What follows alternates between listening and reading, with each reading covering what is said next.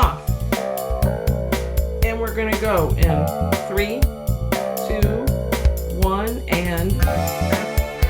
Hi, Steve Gillmor here. This is the Gillmor Gang. It's for a Friday in 2021. March, in like a lion. Out like a lamb. All right. Like a ram. Like a ram.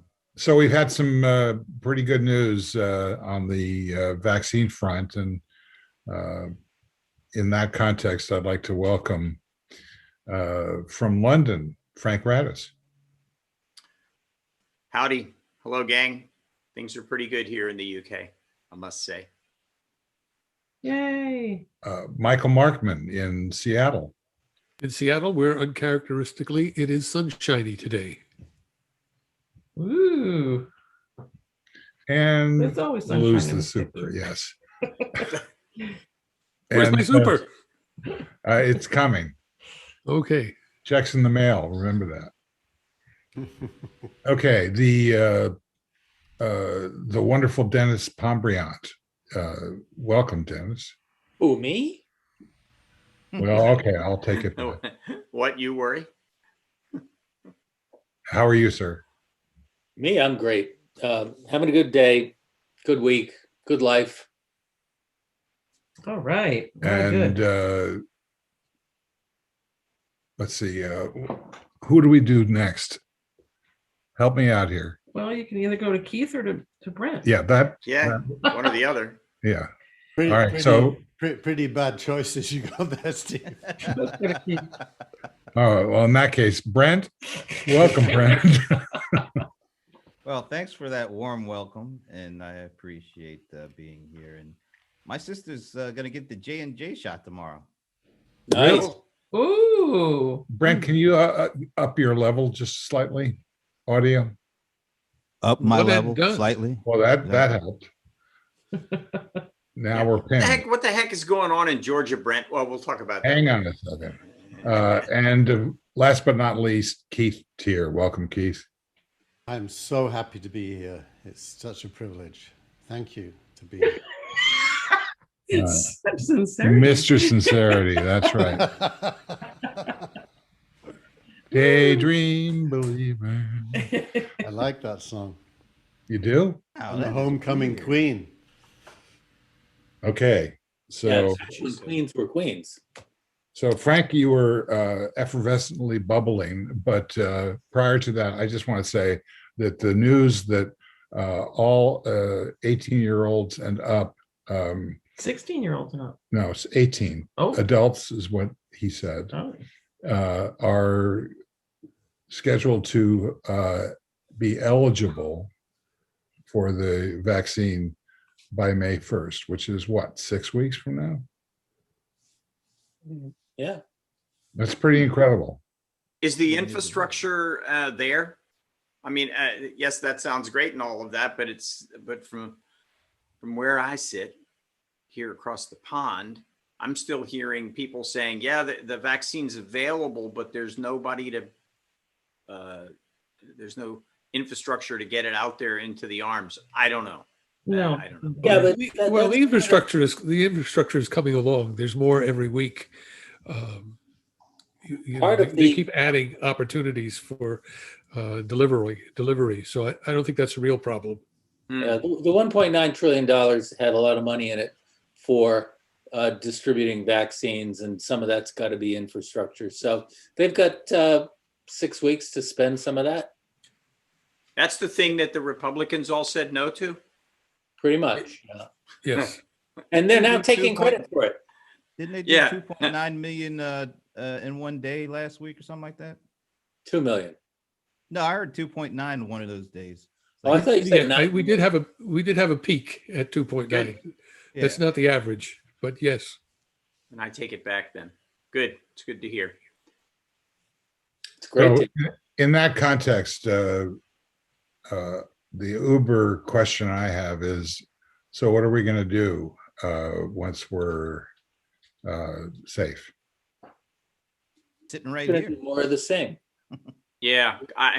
Be Gonna very careful. We're going to go about being Americans and capitalists and we're going to pick up where we left off. Yeah, we got to worry about getting a second shot or getting reinfected with COVID. We got to make sure the rest of the world is covered with the vaccine. But as I look out, I'm seeing a lot of really positive signs. I'm getting a lot of calls from businesses sort of getting back into gear. And, the positive news coming out of DC has been helpful. On top of that, there's, the regular spring thing going on. The birds are back and flowers are starting to come up. We're at a, I think, a pretty reasonably good point right now. There's a lot happening.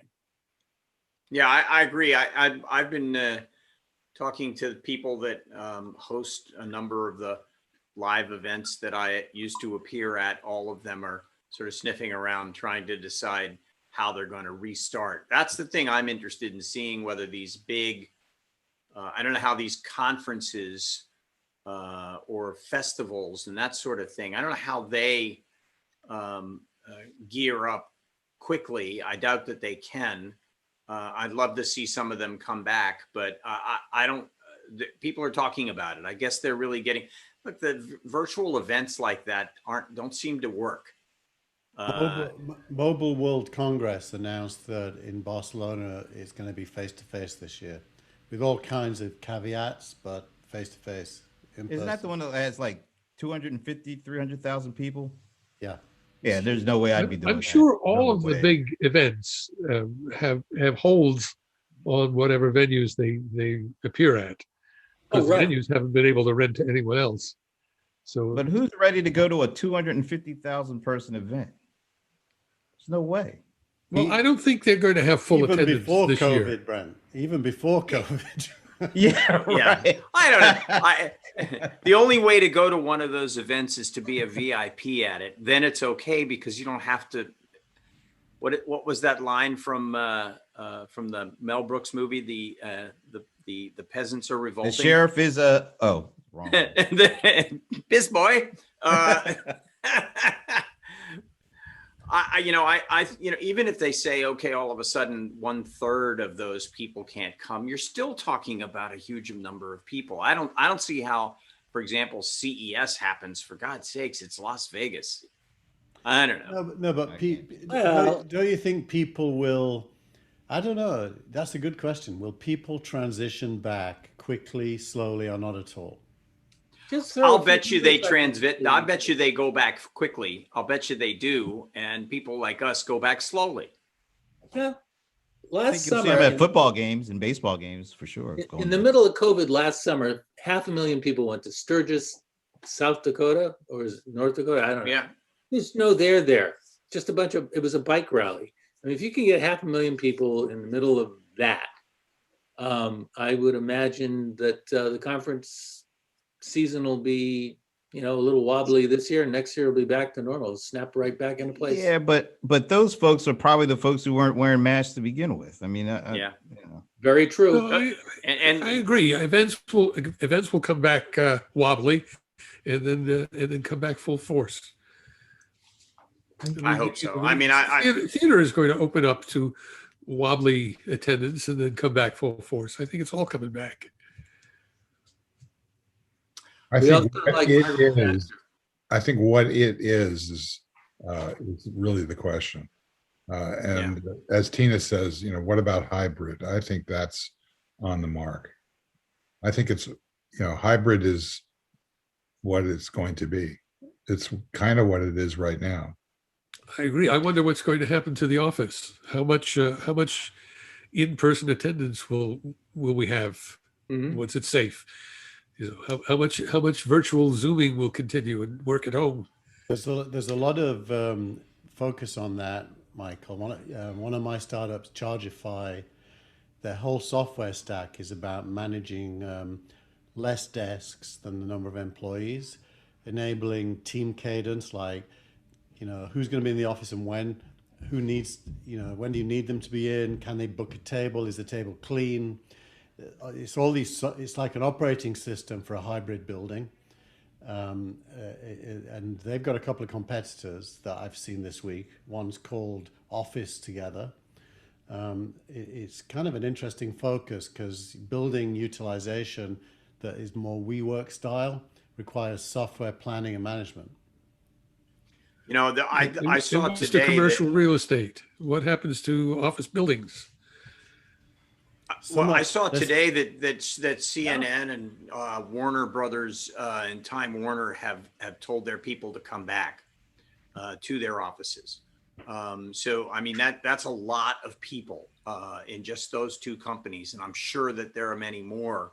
I mean, they have, you know, a number of floors. CNN does in downtown New York City in Hudson Yards, one of the big brand new buildings, and you know, and Time Warner still has lots of employees in you know, around the world, and they're saying come back. So I mean, I think those are the kinds of things we need to watch. I do think you're right. A couple of things about sort of the hybrid thing. It seems to me that the speakers and the panelists and the VIPs will go to the events, and a lot of the attendees will attend it virtually. I can see that sort of happening.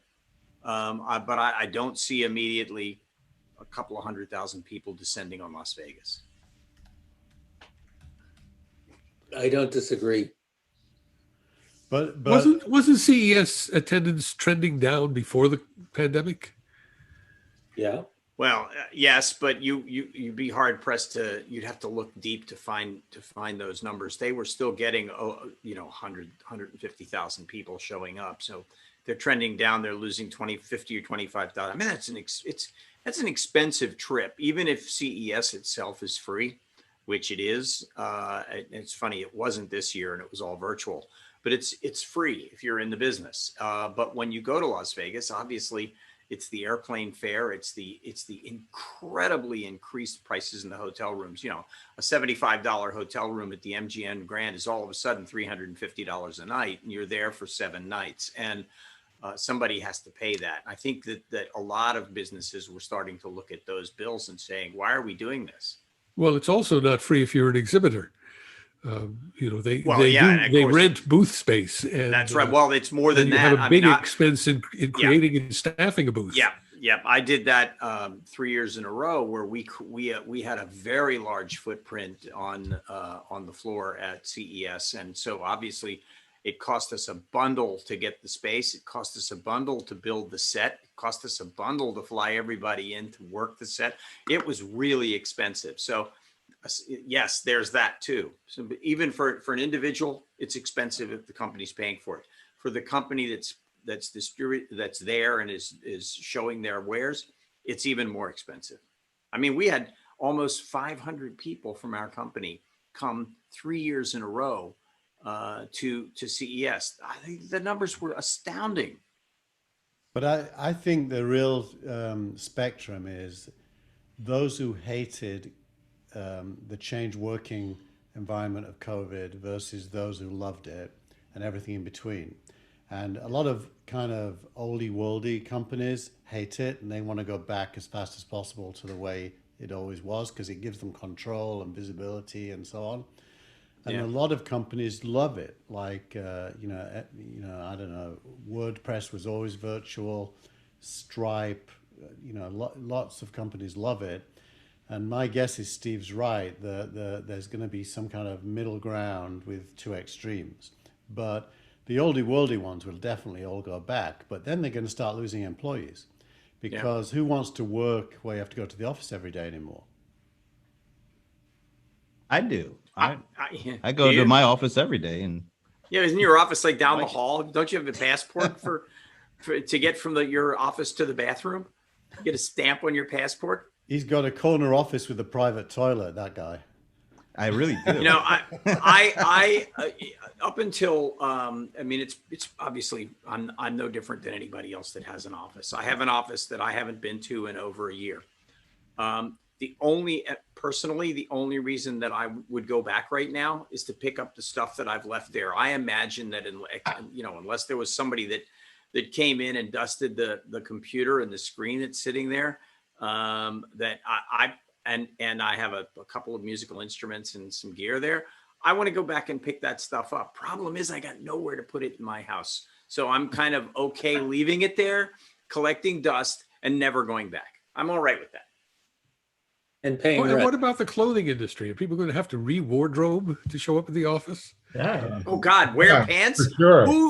Who the hell wants to wear pants? Stand up, Dennis. Show us your shorts. No, I'm just kidding. Boy, was that a bad vision? Oh. Oh yeah, okay. So you got that going on. Well, I actually put. I have taken meetings less than fully clad. Oh, Less than fully clad. Well, see, that's so Brit. Well, if you were Keith Brit, was you right. wouldn't say pants. You'd say trousers. Yeah, that's right. Slacks, trousers. Yes. Well, my ancestors were all French, so I would say sans culotte. Culotte, pantaloons. I fought in your general direction. Quelques monnaies. Seriously, Bringing the actually, thing. I have a question for Keith, if I may. May I? Oh, please shoot me So- down. Yeah, Keith. FYI, OMG, NFT, oh no. WTF. Okay, so I have this friend of mine who he's a terrific digital artist. I mean, the guy is a master at digital art. That He Beatty does- guy or Bumble, whatever that guy that just sold us No, stuff. he wishes. He wishes. The point is, I wrote something in my newsletter today, and he replied to it. And I gave you credit, Keith. I don't know if you saw it for the NFT WTF line. I thought that was cool. So I used it, but I added the OMG. Wait a and minute, the does FYI. Keith have digital rights to that now? That term? I'm I guess actually selling that headline. Yeah. I'm selling Well, that headline. but see, $33 here's million he paid for that. Only for Here's the the thing. only for the original version. So my friend said people who are really making the money are the crypto miners and the site owners, because sites like OpenSea charge over $100 US these days just to list the token. And you have to pay with Ethereum, which means setting up a crypto wallet and buying Ethereum to spend listing your item, which isn't so easy. This is a guy who's having trouble. I guess he's not selling his stuff for millions of dollars. So when you accept a bid, you have to pay more Ethereum, and then they also take a commission from your sale in Ethereum. This guy went with, I don't know what this means, Minutable.app, which lets you list tokens without the gas fee. So he's still waiting for the first bid on his stuff. Yeah, Just the gas seems like fee, it's- that'll get you. Well, doesn't it? I mean, what is the gas fee? I don't know. That's why I'm asking Keith, what's the It's the deal? great Well, gas fee. it totally depends on the platform, what the fee is. It's all over the map right now. There are some really inefficient ones where the fee is very high, but you've got to pay the fee in advance, so you can't accidentally end up paying a fee, because when you submit, it all gets calculated, and if you haven't got enough to pay it, it tells you what you're going to pay. But there's a bunch of different NFT platforms depending on what it is you want to sell. It's funny, I was looking last week because I've got all this, we've all got this. I don't know if we all have. I definitely have this get rich quick instinct, and my first instinct was, is there anything I can sell? and I've got this amazing cartoon which was two little chicken babies eating seed, and it was a comedic knock at the Silicon Valley seed investor industry, and the caption said, "How many seeds can a bird eat?" Because companies were doing lots of seed rounds. And I thought, well, maybe I could sell that. So I went I'll give you looking. 29 cents for that. There you go. So I went looking on all these platforms, and they're very specific, to what they sell. There isn't really a generic digital content NFT platform. There's kind of trading card-like stuff. There's 3D animated. Well, it's only week 2 right now. I mean, why would there be aggregators for this scenario.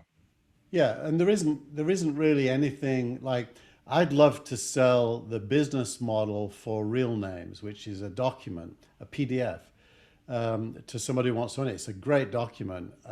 If I didn't own it, I'd buy it myself. But there's no way you can sell a if there's no way you can sell a PDF yet. You can't sell a PDF yet.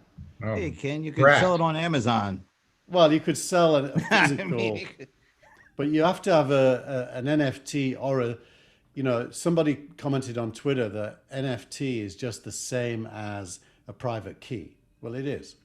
So, but there's no mechanism to do that yet. I can't find anywhere I could do it. So it's very early. So Steve, yes, it's only been 2 weeks, but if I remember correctly, it's only 2 weeks since Keith told us about SPACs that it became something that absolutely everybody's talking about, even to the point of CNBC creating the SPAC 500, which their anchors were laughing at the first couple of days and now are regularly talking about. Well, there's an ETF now called SPAC, SPAK. What does ETF mean? It's an exchange traded fund. It's basically a fund that has a basket of assets, in this case SPACs, and you trade the fund as opposed to all of the individual SPACs. It's like an index. Yeah, you can get an ETF on almost just about anything that is a stock. So, Keith, let me ask you about the energy question regarding NFT. There's a lot of talk about how much it takes to create the tokens. Is that a real concern? Is that a shadow concern? What's your information on that? I am kind of slightly stunned that that rumor ends up being true in some cases. There's no software reason why it would have to be true, because an NFT does not have to be mined. It can be created. All it is But the underlying Ethereum needs to be mined, doesn't it? Yeah, but Ethereum's cheap. An NFT is just a specific type of Ethereum contract that is for a non-fungible token as opposed to a more currency-like token called ERC20 is the normal one. And ERC20s are most in use, and they kind of almost cost nothing to do it, and they are created for demand. Ethereum just changed the rules. Actually, they're now going to do what Bitcoin does, which is limit the total number they ever can be, which wasn't the case before. But NFTs are just private key stuff. So anyone that says it costs a lot of money is doing it wrong. And there are people doing it wrong. Isn't the question that Michael is asking related to the amount of energy that needs to be produced via the creation process but there's no on the blockchain? Well, that's the question, though. That's the question. It's not the NFT itself. It's the underlying blockchain. No, it's not. It's the software stack on top of it. But basically, tokens can either be mined or minted. Minting is free. Mining is expensive. Why? Because mining involves miners solving algorithms in order to create tokens. So the software stack has a choice. It could mint NFTs, which takes a millisecond and costs nothing, or it could mine them, which costs a lot of energy. And some people have chosen mining, but you don't have to do it that way. Denis, doesn't sound very sustainable to me. Well, doesn't sound terribly sustainable, but it's so small bore that you lose it in the rounding. I mean, the United States uses 1.1 terabytes a day. You would lose whatever you're spending on mining. You'd lose in the rounding. So why then is there such a brouhaha about this? Because it's a way of attaching value to this valueless, ethereal thing. I think it's tabloid journalism focused on a problem at the early stage of a new idea. It's not going to be a long-term problem. I'm with Keith. There you go. But It by the really, way, even Bitcoin, which does take a lot of energy, eventually there will be 21 million Bitcoins and no more mining. Therefore, zero energy.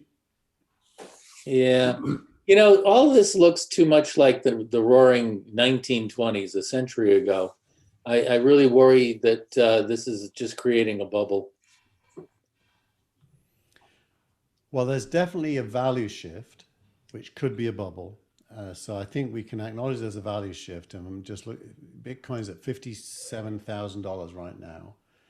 Coinbase's IPO is next week, and I think it's next week anyway. Their S1 was published this week, and in their S1 they disclosed the trading volumes and who's doing the trading on their platform, and it's largely institutional now, not consumer. They have 2.8 million individual accounts. A lot of them are. A lot of the volume is coming from institutions. So Goldman Sachs, JP That doesn't make me feel good. That doesn't make me feel good. I mean, CDOs were institutional creations too. That's true. That's definitely true. But, you know, CDOs were bundles in order to disguise bad assets. Bitcoin doesn't have any assets underlying it. It just Well, has, yeah. but It doesn't even have bad assets. well, in that sense, it's like the dollar or gold, only better. Oh no. Gold is gold, dollar is dollar. Those are very different things. Well, there's no assets. So There's no assets underlying them. It's just a printing machine for the dollar, and Full miners faith for and gold. credit of the American people. Well, the government, not the people.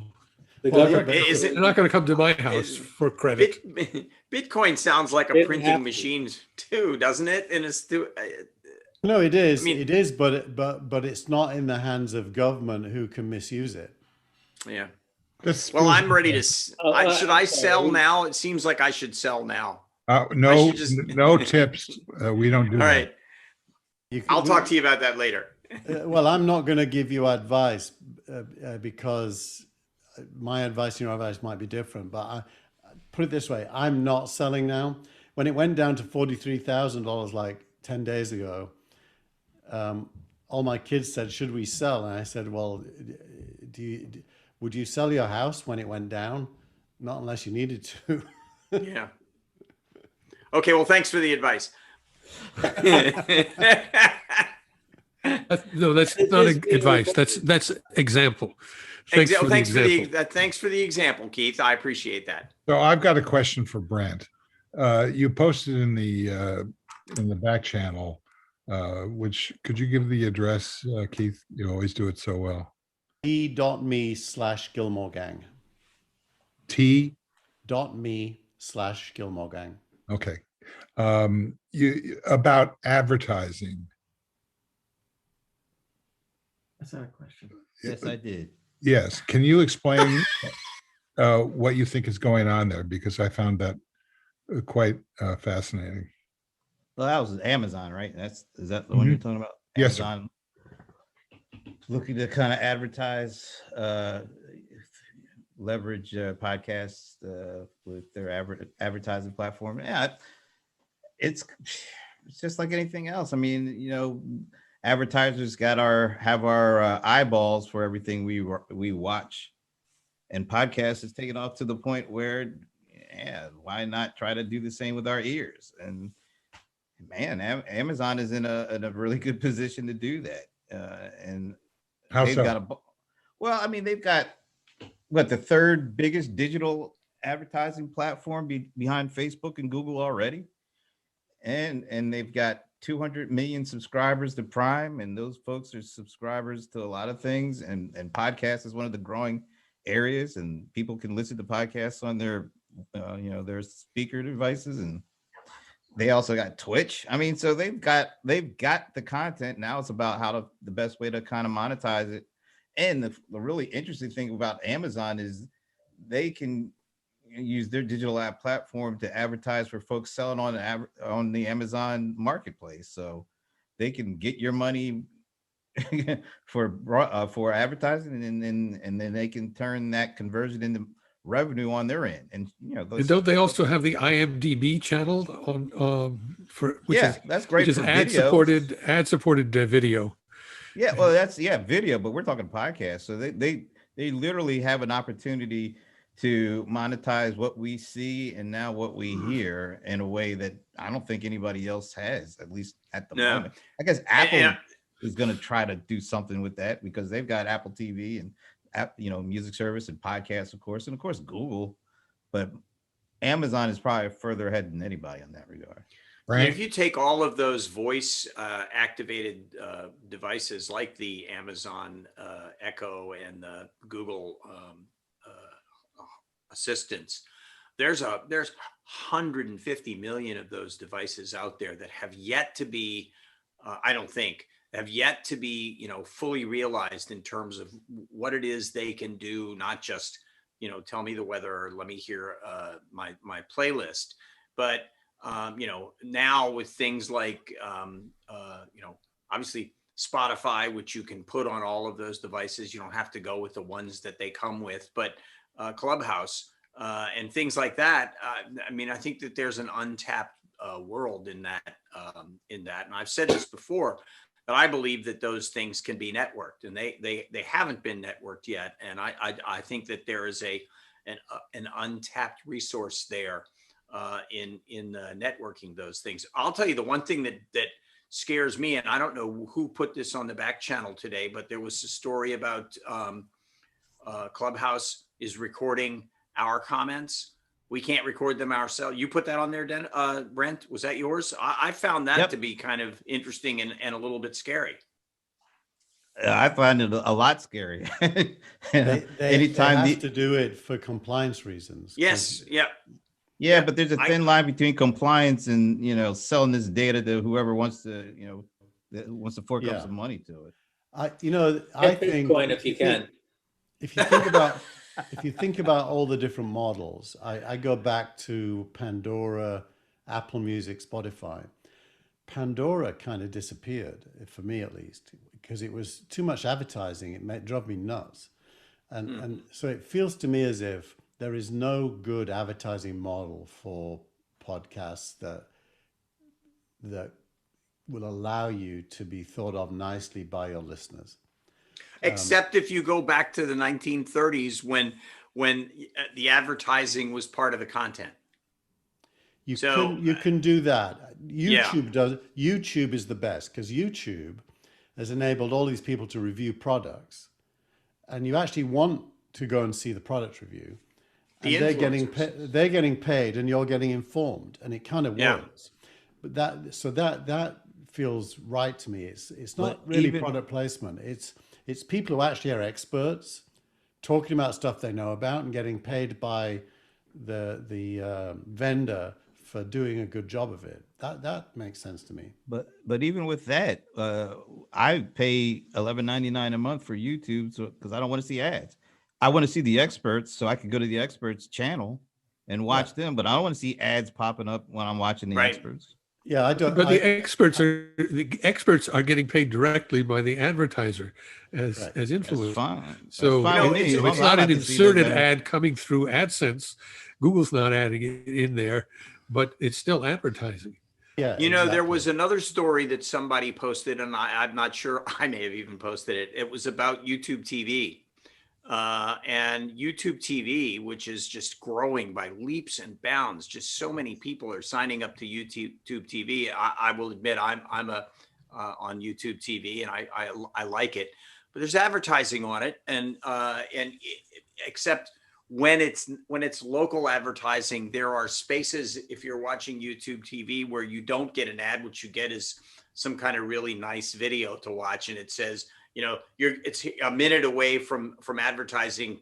Thank you, YouTube TV, whatever it says. It's kind of interesting, but there's still ads on it. And at almost $60 a month, I kind of wish there weren't any ads on it. On the other hand, I do want to watch local TV, and I can use it for that. Which this one thing sort of plays off on the other. I actually wonder, however, whether or not enough people in the world really care about internet security enough Not to change it. Not enough yet. Oh, no, yeah. Yeah. I have a They good, I want, have, they I want have a the good, product, period. I have a good friend, Nicholas Pop, who was my CTO at Real Names, and he went on to be at VeriSign running two-factor authentication and digital certificates. And then he went to Symantec, where he ran into security. Nico always used to tell me that even when they gave away certificates for free for email, nobody installed them because no one cares. They're happy with the way things are. We care, but Yeah, we're but, not. that's not quite true.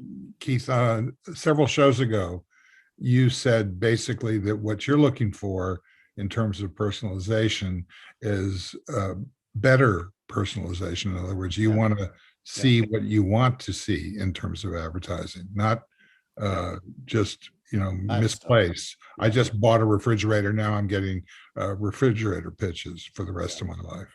Yeah, That kind of problem. Which is ridiculous because I just bought a refrigerator. I think if you pose the question as, would you like it if the internet understood you better? Most people would say yes. And if you then say, well, in order for that to be true, you have to tell it more about yourself, that's probably okay too. But if they're guessing and doing a bad job of it, that sucks. Well, the paradigm of that is Amazon. I mean, within their own little walled garden, they're doing that. They're making a portrait of you and showing you stuff that you'd be interested in. Yeah. Right.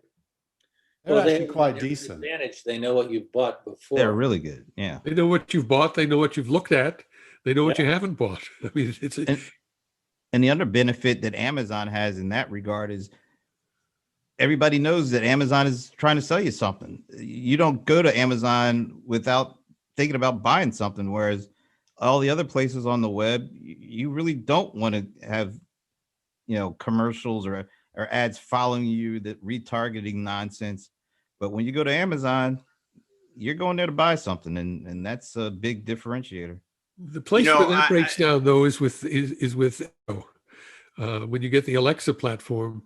You're not necessarily going there to buy stuff, and they are trying to intrude on your Alexa experience by giving you little hints.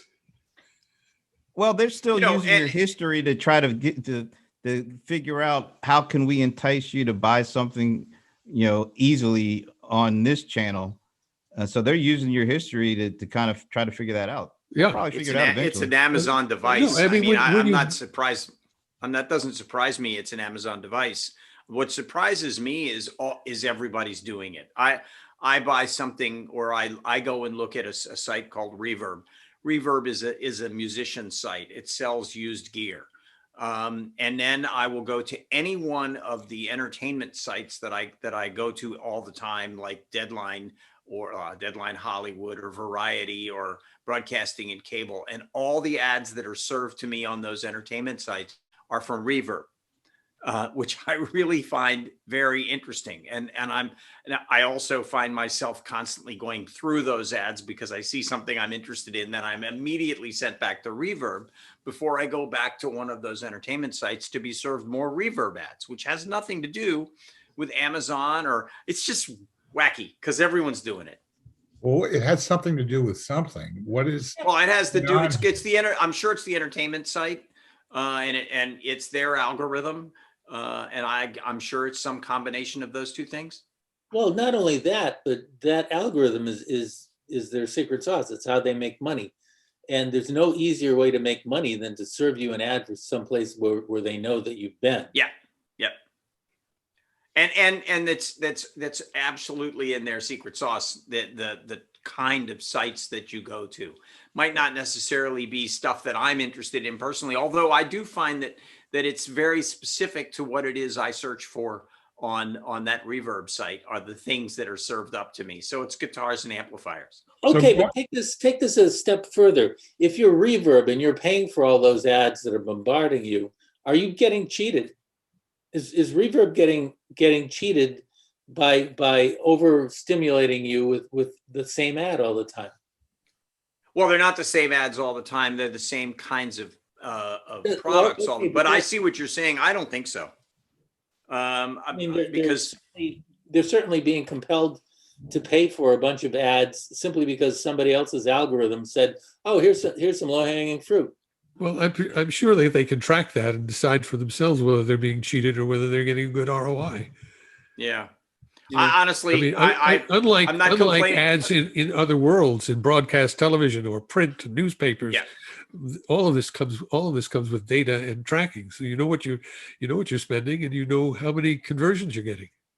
I'd be curious to know if, or to hear if, that under the new ATSC 3.0, or the new way that video is going to be transmitted to your television set, if you're going to get the same kind of demographic ads that you get, for example, all of the ads for old people who watch news on the television networks, those things. Will Medicare. those things? Haven't got that yet. And by the way, I thought that Medicare thing was only a few months every year. It seems like it's all the time now. I'm getting really tired of seeing, Magnum PI try and sell me on some Medicare thing, or What or about Joe that Namath. reverse mortgage thing? Yeah, or Is this Joe something- Namath. If I see another Joe Namath ad, I'm gonna throw stuff at my TV. I have a rubber gun, a little rubber It tip may gun. be that you That's have not funny. Biden to blame for the Medicare ads, because he announced as part of his program for COVID that they're opening open enrollment for a few months, Yeah. where it's usually only at the end of the year. Now it's going to go. That's it what was I thought. open, and it's open till I think May. Yeah. I You know, agree. by the And way, then all that's those not ads Joe that Namath. that- That is not. all those How's Biden? all those doing? ads that How's oh, Biden doing? It's not Joe Namath. It is a raisin dressed up as Joe Namath. How's my Biden God. doing? How's Biden doing? Better Seems than like he's having anyone a could good have week. predicted. He's remarkably lifelike. It's He's interesting un-Trump. that He's the un-Trump. That's why he- everybody's just. We're just glad that we don't have a bunch of chaos every damn day we have to wake up to. So why is it that the COVID relief bill is like 70% positive in terms of the electorate, but Biden's approval numbers are not any higher than, say, George H.W. Bush's numbers were, or Clinton's numbers were? He's not in the top 5 from what I saw yesterday. He's hovering down there at the bottom of the top 5. Yeah. I find that interesting. I think it's because he's not making himself the spotlight. So the policies are getting the credit, not the individual. People like $1,400, Yeah. even if you're a Republican or a Trump fan, and you can't like Biden if you're a Trump fan. The other thing is that there's an overall approval, and then they break it down in the polling. How is he handling the pandemic? How is he handling foreign policy? How is he handling business, et cetera? And he scores very high on the pandemic. Yeah. Much higher than his So, but- overall rating. Yeah, because but that's what would skew the overall rating up higher. Yes. So I just find that to be interesting. I mean, it's, from my perspective, watching from over here, it's way more important than Meghan and Harry. Well, you remember when they rolled out Obamacare and all the states had an opportunity to either take the money or not. And Kentucky, when it was when they were talking about Obamacare and using the term Obamacare, they hated it. But when they changed the name of it to some other kind of generic term, The Affordable and then Care Act. offered, Yeah. well, but they Affordable called it Care like Act. the Kentucky something or other too. Well, And all of a remember sudden, that the exact same- Obamacare as a term was coined by the Republicans to oppose it. Yeah, I It know. was not But I'm Ob- just saying, Eventually, Obama said, "All right, I'll take it," but Yeah. it wasn't the original plan. And the Republicans were no, running it's not against about the black plan. It's president, about and they it wanted was to about they wanted to taint the ACA with the stink of having a black president. But the But idea I'll- that what Biden said the other day about the sort of the marketing of the act that was just signed into law was very much different than what Obama didn't do for the ACA. So, to get out there and to sort of encourage everybody to talk it up and to literally make a gigantic marketing effort on the part of the COVID Relief Act.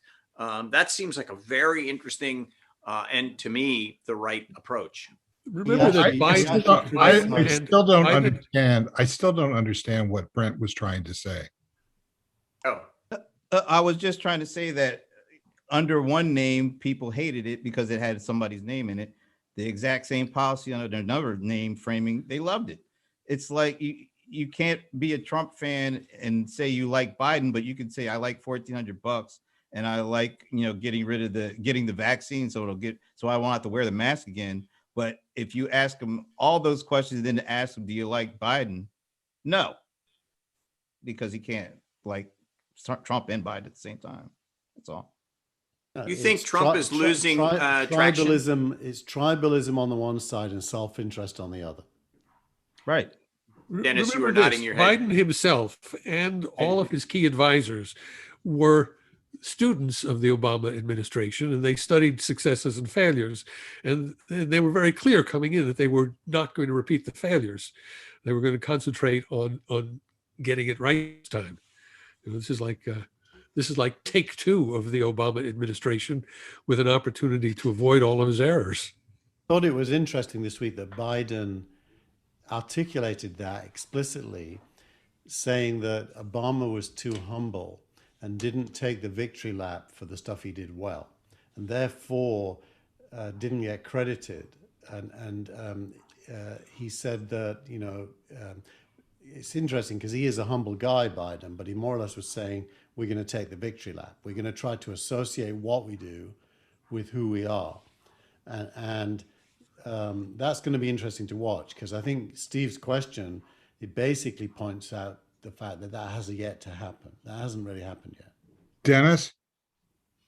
I agree with Keith, but I wanted to just answer Frank. Is Trump losing altitude? There was a wonderful piece, I forget where, I put it in the app, of Trump coming to New York and having one person on the sidewalk applauding. So hopefully, Trump was never popular in New York. Before. Say again? I said Trump was never popular in New York, so that's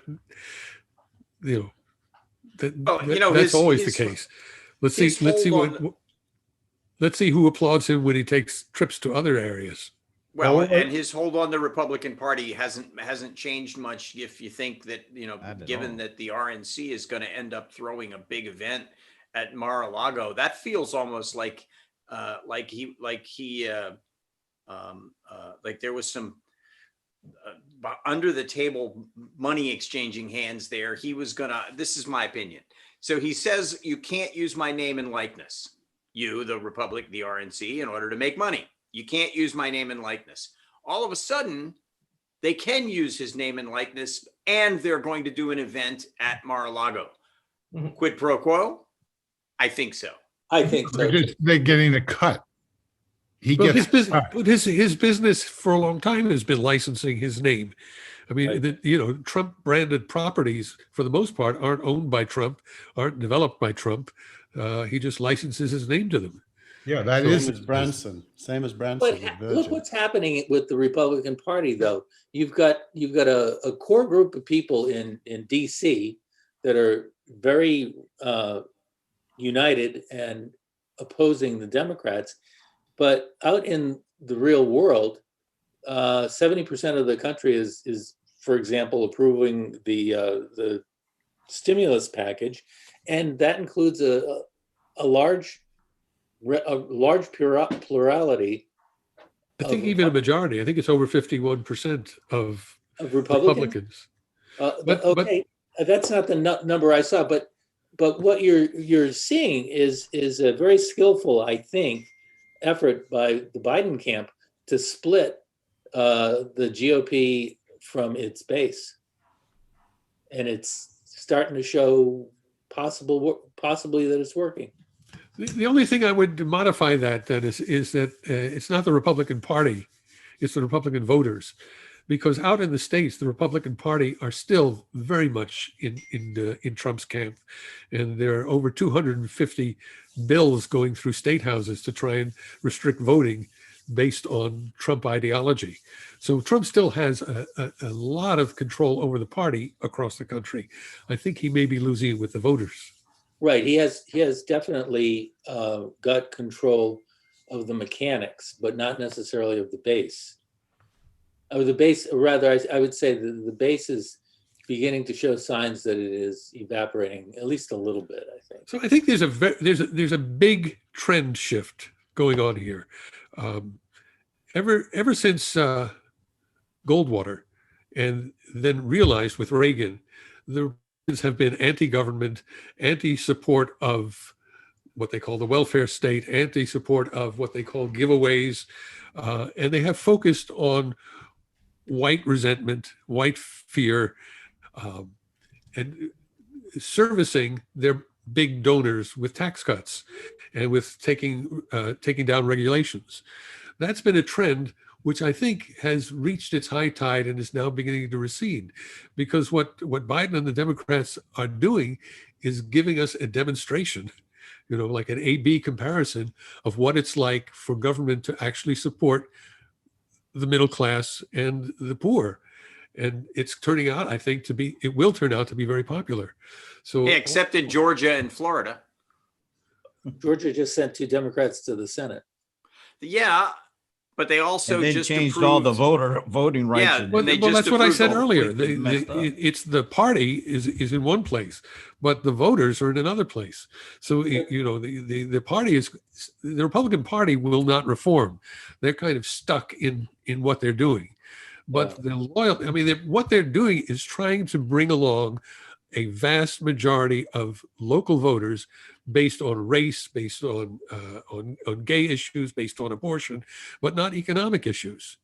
But Michael, why do you think, and this could be to anyone, by the way, not just you, but the Republicans, I think, have been spectacularly unsuccessful in the last 2 weeks in having any kind of a narrative other than Dr. Seuss and Mr. Potato Head. Yeah, don't leave out Mr. Potato Head. Yeah. and Pepe Le Pew. But Is it but that's a because- continuation. That's a continuation of what they've been doing in the past. They're trying to get people on emotional issues because they don't have a plan. They are not forward looking. They have nothing to offer except resentment and fear, and these cultural issues are all they have left. But then if you look at Brooks did a great op-ed this morning in the New York Times echoing that. yeah, Calling Biden potentially a transformational president. But it's interesting that the culture wars, the Dr. Seuss stuff doesn't work. But interestingly enough, the Meghan Markle stuff, which is also kind of cultural, does work. So it's almost like there is 2 sensibilities. There's an anti-political correctness culture, and there's a pro-political correctness culture. And Markle kind of sparked off the pro-political correctness. I personally thought she sounded like a spoiled rich kid. I didn't agree with her at all. I thought someone should kick her up the butt. But and I'm not. Yeah, I got a completely different vibe than you did on that. Yeah, Piers Morgan agrees with you, Keith. Yeah, go sit with Tears. Yeah, Teare. I don't like, as they say, I don't like Tears the for Queen. Piers.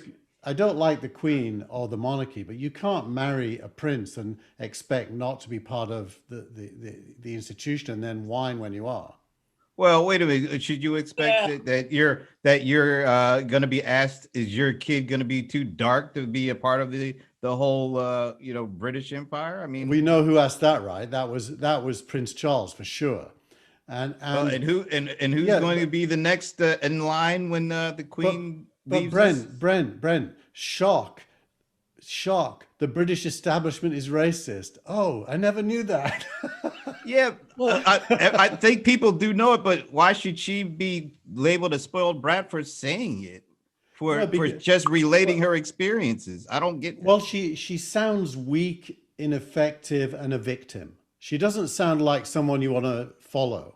Well, she was victimized. I have a question for you, Keith, and for you, Frank, because you are probably the closest people to the whole English British monarchy. It appears to me, I did some research after that interview, and it appears to me that maybe Prince Charles notwithstanding, the family itself is okay racially. Where things get difficult, and they've been difficult for decades, is with the chamberlains and all of the retainers, all of the people that run the royal household. It appears to me that the people that run the royal household are the jailers of the royal family, and they use the press as a cudgel. Yeah, You're right. Well, Yeah. You ever watch The Crown? Yeah. It's the permanent civil service is, comes from Eton, Harrow, Oxford, and Cambridge, mainly. There may be a few other universities that supply some of it. Is that called Four Shades of White? It's not all white, but it's even if the skin color isn't white, the brain is, because it's the British establishment holding on to the dream that it's still important. And I tell you, Keith, I was actually thinking that wouldn't it be perfect if the palace blamed all of this on Andrew? Yeah, who's poor Andrew. already like underwater. Wow. Well, Yeah, there you go. Yes, exactly, Brent. Too complicated. I don't understand Can you construct a plausible narrative by which they can blame this all on Andrew? who's Well, because they aren't blaming Epstein on Andrew. But everybody else is, leaving Andrew vulnerable to be able to be a person that could be targeted with this, which would take the onus off of Charles. Guys, let's imagine I said to you, come and join the Freemason Society with me, and you said yes. You deserve what you get, right? Exactly. Although Freemasonism here is a big deal, although it's a pretty big deal in America too. It's just not something that everybody knows about. Deserve to not get. Yeah. Are you okay? I think that was a magic handshake just then. Or the magic flute. Or the magic flute, one or the other. I couldn't tell. If Actually, I stumbled that a across rock the and roll real thing? one, if I stumbled I'm across sorry, but I don't think this is funny. And here's why I don't think it's funny. I saw a young woman on television basically saying that she's afraid for her life. And suicidal. And You're right. that's what I mean by that. Yeah. So, I mean, that's serious. That's real. I'm glad Piers Morgan has got fired over saying the opposite. Well, did he quit? Didn't he skulk off sure, the stage or yeah. something? Yeah. You can't fire me, I quit. You're right, Steve. I mean, I don't think. No, well, yes and no. I don't think anybody should be mean to her because she's clearly in a bad place personally, and it's been caused by these people. That's clearly true. But she put herself into that position. No, There's marriage. That's like saying, beaten, John Lennon, he put himself in that position, That's a bit different. so it's his fault. No, it's not. It's not. It's impact of media fallacious on because people's lives is profound. You're saying that the individual can have perfect precognition of the future, which is nonsense. Well, if you marry into the royal family, you can be pretty sure of some things, right? It's not an unknown. Well, you would think. yeah, but didn't she say she did not Google the prince? Didn't she say that she did not do that research? But the more important point, I actually just used it as an example of these two culture wars. There's the anti-political correctness Dr. Seuss crowd, and then there is the status quo identity politics crowd, and she's part of that, and neither one of them appeals to me. I guess I'm failing to understand how, based on that interview that I saw with Oprah, maybe is it the fact that they did the interview that's kind of bothersome? Because what I saw, I didn't see her like raving or There being are unrational. I saw her answering a question and it appeared to be, taking time and consideration to put it out there. I don't think she was going crazy. I don't think she was, making things out to be like hyperbole. It just looked like she was answering the question and trying to be like, honest about her look, experience in that look, situation. her and her husband, who are especially privileged, have made tens of millions of dollars in half a year from playing this role. See, I once again, And I don't see her as playing a role. I mean, yeah, there's money involved, but they walked away from quite a bit of things. If they wanted to just keep quiet and let stuff happen and keep their titles and their money and their allowances, they could have. But I don't. Apparently, it wasn't enough for them to take all the stuff that comes along with all that. But they you'd be didn't. interested. It'd be interested to Brent to see, and I think Keith is saying a lot about what people over here are thinking about that. That's what it sounds like. I'm not necessarily. You know what it sounds like to me? It sounds like, and I could be completely wrong. It sounds like to me that like this little American, half black, half white, half something else. She comes over here, and first of all, she ought to be glad that she was able to land the guy and to be able to live like these the Brits, the royalties. She ought to be just taking anything that they give her. She's just lucky to be there. And keep That's what it really sounds like there's right now. There's a lot of that, Brent. You're right. Yes. Yeah. There's a lot of that, but I'm to blame here because I was trying to make the point in the bigger context that there's two sides to the culture war, and neither one is very attractive. Yeah, So- but you made that point, and other people made other points. Yeah. My point is that it was riveting television, number one. I had no idea that it was going to be even interesting, and it was riveting. That's number one in my book. The other thing that I learned from this is Prince Harry's a pretty smart guy. Yeah. Funny enough, my wife said the opposite, that he sounds pretty stupid. So why do you think he's Oh, smart? he sounded good. Well, maybe it's because I've been watching, the rest of the family. Not say anything that sounded smart at all. Well, the Queen's statement I thought was Excellent. Yeah, I thought that's about as good as she could have. Yeah, done. but she didn't write that. No. Of course not. But it's No, her name. It was Okay, one of but- those guys from Oxford that wrote that. But Prince Harry, he wrote what he said. You know, He said the what he week says. the Well, week you know what? before He lived Oprah, what he said. He lived what he wrote. That's right. And the obviously the impact of the couple on each other is profound, and that comes across, and to my mind, overrules the concerns about these two worlds that you're talking about, Keith. I understand the point, but I think that there were larger issues at work here. And going back to the concept or the question about, is Trump losing traction? Yes. And why is he losing traction? Because he doesn't have the media in a box like he has had it for 5 years. Yeah. Well, Yeah. if you So, I think that this whole he- thing has he- been making me think about what's going on with Cuomo, honestly.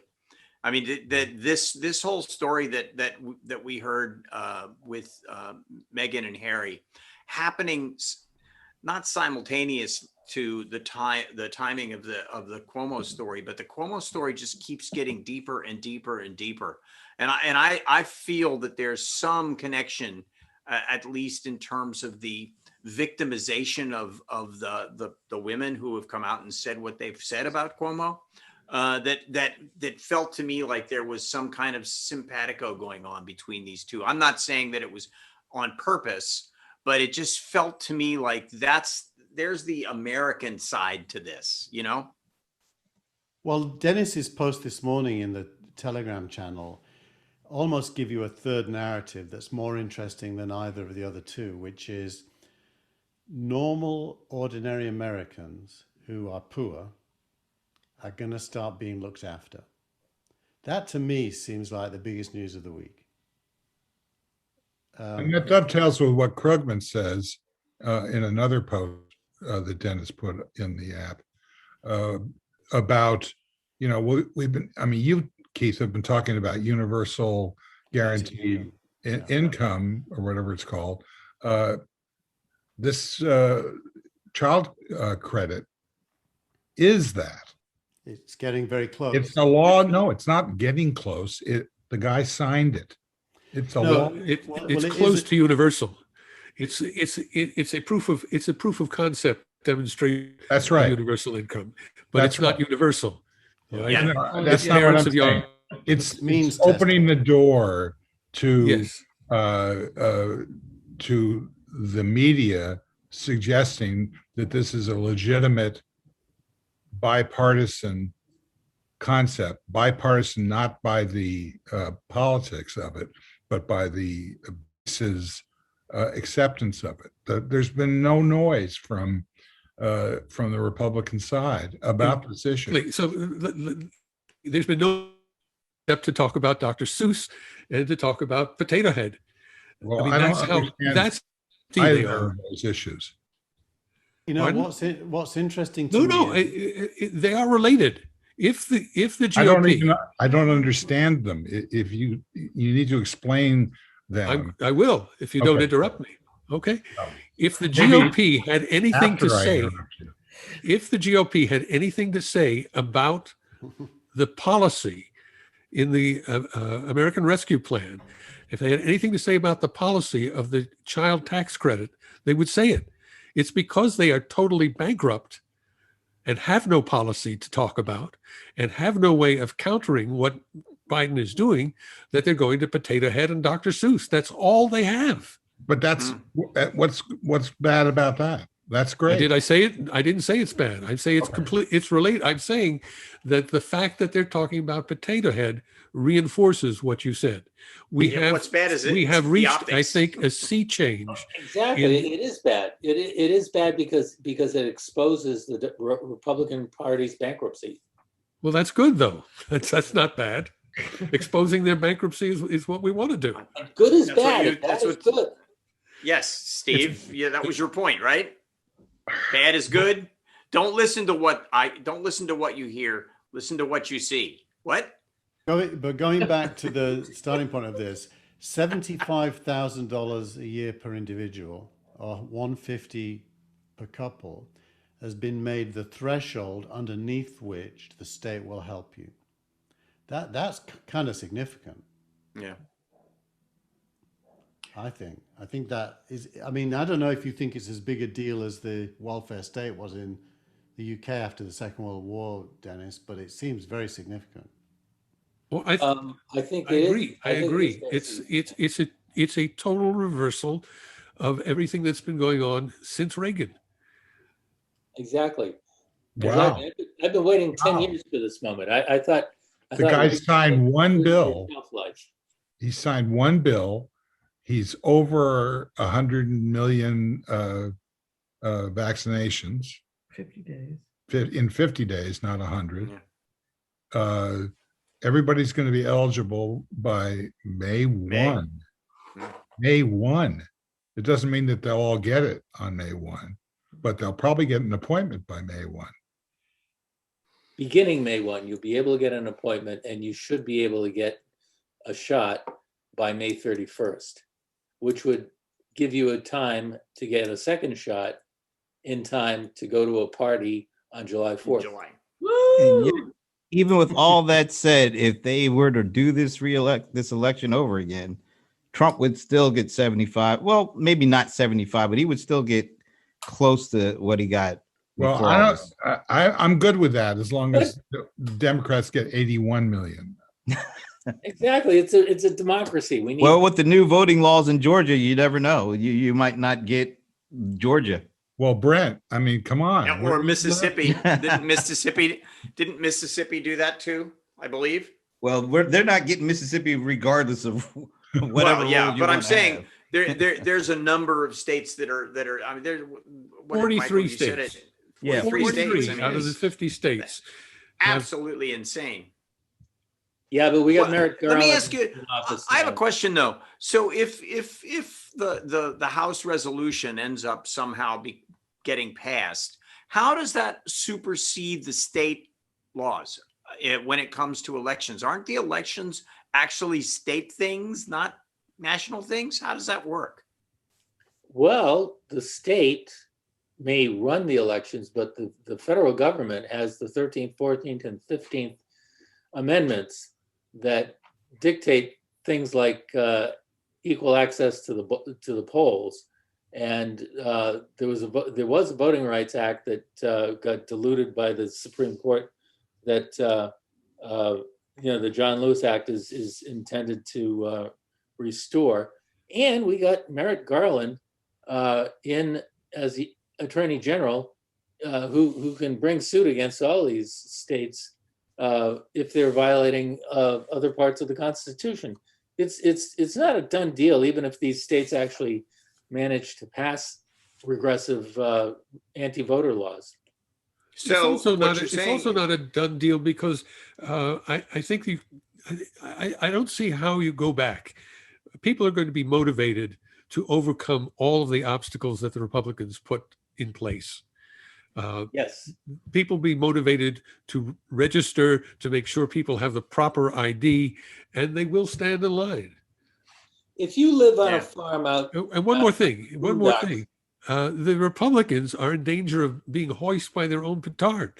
They have been benefited by mail-in voting in many states. So they're not only going to discourage potential Democratic voters, they're going to discourage potential Republican voters as well. Those Republican voters who are also being the recipients of the new COVID Relief Act. Exactly. What are the dangers of somebody that controls the federal legislature and executive using that authority to increase national authority over states and make things illegal that currently are legal? You got to go through the Constitution. You can't just make laws. You can't just dictate things like Trump was trying to do. The Ninth Amendment states very explicitly that any powers that were not delegated to the federal government in the Constitution belong to the states. And so you'd have a hard time. So then the states that are doing rogue states can get away with shit, basically, is what we're saying. Rogue states can get away with stuff, at least temporarily. I mean, I don't think any state could reinstitute slavery. I don't think any state could reinstitute poll tax. I mean, those are things that are settled law. And even with this conservative Supreme Court, I don't think you'd see the Supreme Court supporting any of that. But some of these states are trying to eliminate voting rights. Well, some of these states have great gerrymandering, and the Supreme Court in the last couple of years said that's okay. We're not getting involved with gerrymandering. So,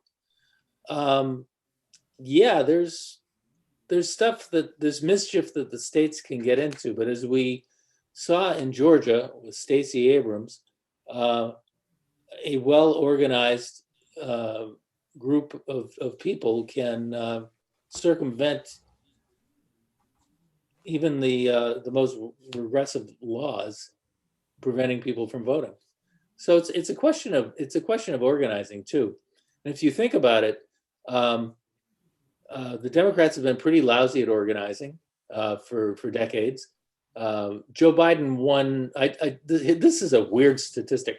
Joe Biden won about 550 counties in the United States, and that was enough to elect him. Donald Trump won over 2,500 counties and lost. It's a question of where the people live too. Well, a good kind of example of that is Georgia. There's 159 counties in Georgia, which is kind of crazy to think that there's 159 counties in one state, but there it is. I don't think that's crazy. I think it goes back to the horse and buggy. historical artifact. There's like counties with 2 people in it. It doesn't make any sense to me. But I think Biden probably won. Well, he won Metro Atlanta, so there's like 10 or 11 counties right there. He probably won maybe another 15 or 20 out of 159, and he won the state. I mean, it's pretty weird. I mean, what percentage of the country is still like sparsely populated, and then there's, you know, the urban areas which carry all the people, but the way that the political system is set up, I mean, that doesn't apparently matter as much, because if they're not in the right places, then they don't count as much as they do if they're in other places. Well, you know, if you want to grow a lot of corn and soybeans and wheat, you have to have a lot of space that's not populated by houses and high rises. The other thing to remember is these battles are never over. They never won or lost definitively. We are still fighting the war. We're still fighting Reconstruction, fighting the civil rights era of the 50s and 60s. The battles never end. Oh, don't forget the New Deal. There's still people are still litigating the New Deal. Wait a minute, you said we're still battling Reconstruction? I think that ended in 1877, but you know. What ended? The battle? Yeah, when what was it? The election of 1876 with the compromise that put I forget the president who won. Was it Rutherford B. Hayes? Yeah, I think it was Rutherford B. Hayes. Yeah, yes. But That that was a basically- temporary victory that lasted through the Eisenhower administration. Lasted and the 12 war in years. where it No, began that to lasted shift. 12 years. And now it's No. trying to shift again. No, when I'm talking about the forces that Reconstruction, are I'm- defeated never give up. They No. try and regroup and retake the territory. Brent, I understand what you're saying. I mean, you're talking Yeah. about that 1865 to that 1870. compromise ended Reconstruction and brought in Jim Crow. We had Jim Right. Crow for almost 100 years. Yeah. Okay, well, I'm going to land this sucker now. Let's see this one. This ought to be a good landing. Okay, well, I'm going to pass the buck. Anybody else have anything they want to say quickly? I did have a really great topic, but I'm going to hold it until next time because. Well, you're going to hold it till when? Till when we do it or when you do it? Next Friday. As my buddy used to say, I'm going to leave you all in suspenders until next Friday. I'm the same. I'm with you, Brent. I've got a good topic too that I'm going to hold until next Friday. I won't even put it in my newsletter. Frank, wow. that's just not like you. No, but I will leave you with this. There's a series to binge from Australia called Secret City. Check it out. I'm telling you, I think I've seen you'll that. like it. Yeah, there's It only is- 2 of them, though. Yeah, there's two. No, there's two six. seasons.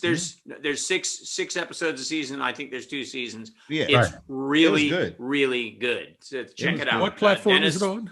What? it's it's Netflix. It's Netflix, and it's kind of like a combination of the West Wing and the CIA. It's really weird. What's it's it called again?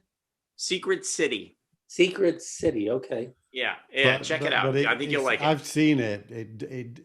Baron Noir. If you haven't, I mentioned it last week. Baron Noir. 3rd season came out. I binge watched it this week. It's in French, but it's fantastic. Oh, yeah. You know, that's a topic about how much great French television and cinema has come in.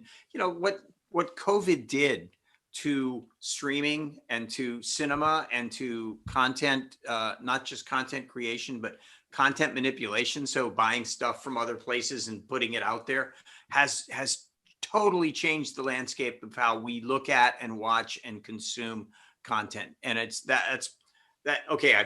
a little bit about what I was going to talk about, but I knew that. you knew that. Well, you've been. Yeah, there you go. That's it. No more. Okay, got him. Yeah, okay, that's it. No more. I'm keeping There mine you until next week. All right. Okay. Okay, Michael, anything you're going to keep till next week? Going to keep my promises. Ooh. All right. Your premises or your promises? I hope to keep both. Okay. And Dennis. I expect next week will be full of new things we haven't even thought about yet. So why hold anything back? Because we're out of time, and Brent's lost his energy. Actually, this No, was my that's energy old level news. was pretty good the whole time through, and we're going on like an hour and a half here. It's like a marathon, and Brent's gotten used to it.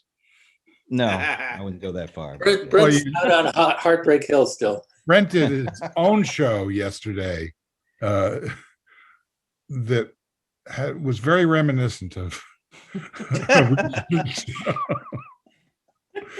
all that stuff about NTFs. And, Hopefully. OMG, FYI. Like, and the only thing missing was Tina's comments popping up. exactly. Hey, Trex, stop it.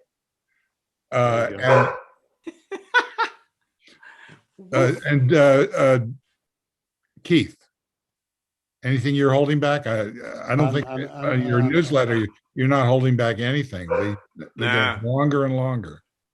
My newsletter is it's a lot of work. I'm not gonna. You have to go and download it if you want it. By the way, there's a new kind of token. There's a company called Roll, and Roll is a young guy, and he's creating tokens for newsletter publishers and podcasters and others. It's not like NFTs because there's no unique original, but he's trying to create an ecosystem where you can monetize content between creators and readers. That's kind of interesting. It's my startup of the week this week. But is this going to be on the week that was? Yes, my promise. That was the week, exactly. That was my promise is I'm going to try my best not to give the impression that I don't have human empathy for Meghan Markle whilst making broader philosophical points. Good. By the way, there is a big story out there all about how all kinds of creators of all sorts of different stuff are looking for ways to use crypto to monetize. Oh, this is playing right into my week. What I'm going to talk about next week. No, it's completely. It's a tipping point moment in blockchain, crypto, and all kinds of. But that means many things now. It's not one thing anymore. Yeah. Yeah. We're going to have to let Keith go because he's going to be hanging out with Piers Morgan this weekend. So we're yeah, and it ain't going to be at the office. That's for sure. If there's one person I hate, it's Piers Morgan. Don't. He actually lives. He lives about 2 blocks away from me. I see him pulling up in his Bentley all the time. He's a Chelsea fan as well, which doesn't help. Yeah. Or is he Arsenal? Why can't I always forget? Anyway, I think he must be a Chelsea fan because it's like a walk from our houses. Chelsea a breath mint or a soccer team? No, it's a Clinton. Yeah, former first child. No. You see, I thought you'd get that right away, Steve. Yeah, well, let's go back to previous shows. I'm still not getting. For years, I'm not getting anything. It's a great thing to expose. You left out Dennis is still. What's he leaving out for next week? I thought he said I was waiting for new things. Yeah, that's right. Waiting for new things. That's why I didn't. It didn't stay. Sorry. He kind of squirmed around it. Flew like a flock of geese in the Carson show. Whoa! Who remembers that? What? I remember Johnny used to talk about how a big flock of geese would fly over. No, he would say a flock of geese. I didn't remember that. Yeah. Okay. I want to thank our producer and director, Tina Chase Gillmor. Thank you. Great job. Bravo. I want to thank Frank Radice. Thank you, sir. Thank you. Steve Gillmor, well done. Yes. Good job, Steve. Michael Markman, thank you, sir. Thank you. Brent Leary. Take it easy. Take it easy. Thank you. Don't get too mad. I won't. All right. Keith's here. Thank you, sir. Very welcome. And Dennis Pombriant, brilliant job. Thank you so much. Really? Joy to be here. No, I really, I mean that to all of you guys. This is not an easy thing to do, and you guys are hanging in there, and I really appreciate it. Thanks to everybody who showed up, and especially those who didn't. We'll see you again next time. Bye-bye. Bye-bye. Hold for the super and lose it. I got a question. Thanks. Why is this so hard? We're just sitting around talking. Well,